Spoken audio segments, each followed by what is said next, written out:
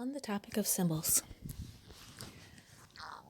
all symbols, whether they be letters, numbers, a combination of letters and numbers, or sigils, all come from heaven. All of it. Our wisdom, our intelligence itself comes through these symbols from heaven. These symbols inform us. These symbols educate us. Your name is a combination of sacred sounds and symbols. These symbols and sounds have numeric value. They have tonality value, meaning musical value. And each letter has its own history and its own story as an integral part of our human journey here on the earth. Symbols remind us who we are and inspire us to understand who we can be, what the potential is when we understand the symbols properly. Magicians understand the power of symbols. We are immersed in an environment of symbols. We have become obsessed with the symbol and have replaced the actual realities of things with the symbol of things. Symbols can be used just like everything else from heaven for good and to the attainment of God's will on earth, or for the opposite. The human race is under a spell, and this spell is cast through symbols, through a language of symbols, a language that represents meaning, very profound meaning for those who are casting the spells and for those who succumb to the trance and the illusion of the spells. I'll give you an example. The swastika, one of the most important symbols of the ancient world. You can find the swastika on all four corners of the earth, including the North Pole. All cultures on the earth, of all peoples, of all races, have known and loved and even adored this symbol that represented friendship, freedom, and good luck. It was a very loved symbol for human beings, and human beings today are afraid of it. And me even saying the word swastika and trying to speak well of the symbol, I feel so conflicted inside. It makes me feel crazy, as though I were lying about something. This isn't a good symbol. This is an evil symbol. This is the symbol of 6 million dead Jews, Auschwitz, and concentration camps, and starving people with bald heads. All of the very worst programming of my youth is attached to the very best. I'm just going to go ahead and say that I think the swastika is the best because of the proof and the evidence that I have seen from Native American all the way to Native Indians in Hindustan, Nepal. The Buddhists today still have these symbols all over Southeast Asia, China, all up in Africa, South America, Central America. You see this symbol. It's a positive, beautiful symbol that means so much to human beings. Because if it wasn't, it wouldn't be depicted the way that it has been for centuries. Well, that is how they roll, you see. That is how the demonic forces that govern this world and that govern our consciousness are trying to govern our consciousness and are succeeding for the most part with many of us, with most of us.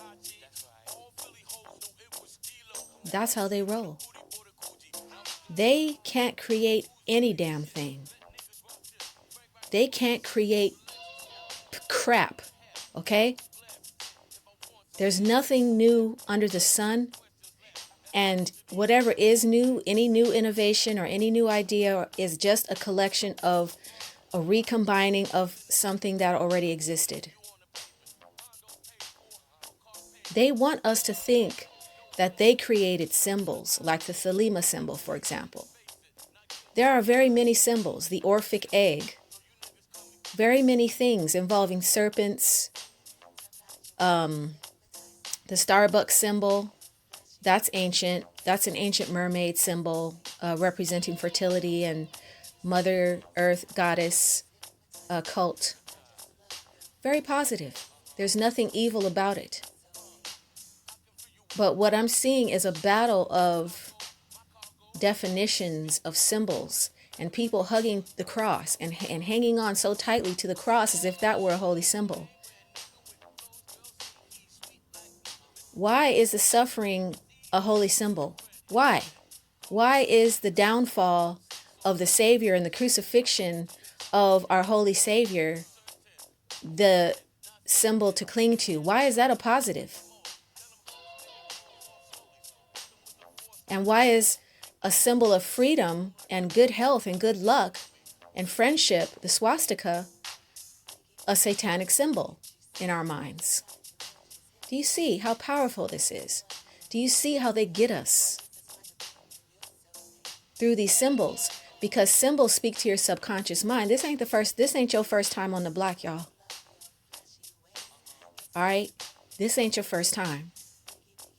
I know some people believe in young souls and old souls and that some souls have been here longer than others. Oh, okay. That's fine. I mean, I guess I can get down with that. I'm not completely sure about that. I have a feeling that there is a limited number of souls and that the earth can accommodate all of them at once. And that's how the earth was for a very long time. There were very few individualities in heaven because everybody was incarnating into a body. And when you look around the earth today, you see a deserted wasteland for the most part. Most of the earth is uninhabited. Most of the earth is uninhabitable. And I believe that that's a lot to do with, some destruction of the earth that came and wars from days gone by. Back to symbolism, though. I'm saying all of this because as I listen to a lot of my favorite truthers, I realize that if they're Christian oriented, they are very anti-symbol. Like to them, the only symbol that's good is the cross. And they're afraid of chakras. They're afraid of, stuff that's just so much a part of the human evolutionary story. I mean, that all of that new age stuff is not new. And I just wish that the Christians can understand that all of that Kabbalah, which is coming, Kabbalah is going to be the new religion for all people.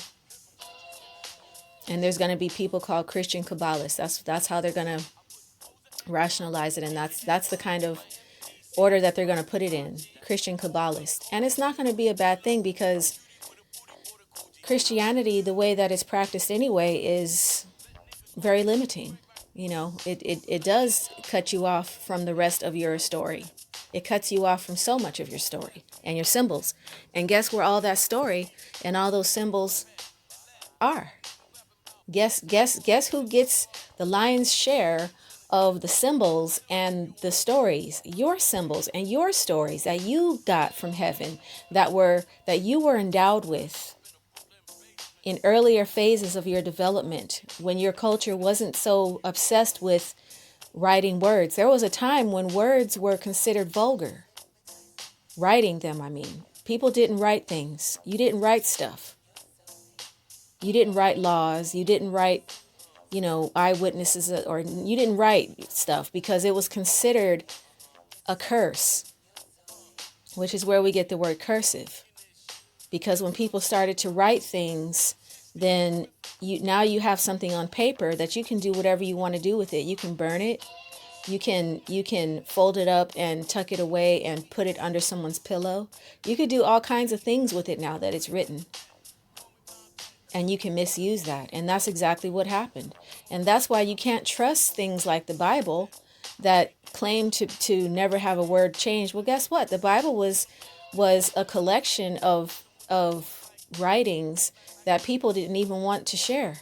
And so much that people didn't share because the Jews, the actual Jews who were persecuted, the black Jews, they were a very closed society. The Israelites, they were not interested in sharing their philosophy or their words from God because they weren't allowed to. They had a very closed community. They didn't share with outsiders. They didn't write stuff down. Everything was word of mouth. Everything was handed down that way and passed down that way. So when you think you're getting something out of the Bible that was written by the holy people, think again. You're getting stuff out of the Bible. Mostly that's coming from Hindu culture, which is also very holy, and it's taken out of context and written, into the Bible in this way or that way. But the writings in the olden days was a symbolic writing. Most of the language was Coptic up until about 500 years ago. And that's when we started with the letters and stuff. And I think the first language, or one of the first languages, the first major big language was Sanskrit. And that's, evolving from the Coptic language, along with, the Greek languages. And the Greek language, I do believe, is very closely related with the Coptic language and Semitic languages. Very fascinating study. I would love to get more into the evolution of letters and numbers and how it all came from these symbols. But all symbols are sacred. And once we understand the symbols, we won't be afraid of them anymore. The symbols are just that. They symbolize something. They're symbolizing some kind of higher ideal that heaven needs you to grasp. So you meditate on a symbol in order to grasp the meaning of that symbol. And once you grasp the meaning of that symbol, there's a light that comes on in your soul. And heaven sees that. It's sort of like, okay, I'm ready for the next symbol. And each symbol has its own initiation that comes with it. And I'm telling you all this because you're getting ready for Kabbalah. It's coming. And they're already hiding symbols in everything. They're hiding ancient Sanskrit symbols. Ancient symbols from Babylon and from, I can't even remember the name of that place. But just lots and lots of symbology coming on down the pike. So I just want to say, don't be afraid of any of the symbology. Yes, they use it for evil. That's true. And that's why it's so extremely important for us, our humanity, to reclaim those symbols. Those are not their symbols. Those symbols don't belong to anything evil. Those symbols belong to human beings. That's part of our inheritance. That's part of our divine inheritance and our divine knowledge of heaven and our divine wisdom and glory from God. Nobody can destroy that, and nobody can take it away. They can use it against us because, like I said, these symbols speak to your subconscious mind. They speak to you directly. And when you look at a symbol, boom. Think about the most popular symbol in the world, McDonald's. As soon as you see those golden arches, what is it? Oh, boom. You know exactly what it is. All kinds of things come up in your mind. Extreme. Same thing now with getting there with the Amazon symbol, that long symbol, which is phallic, if anybody really wants to look at it.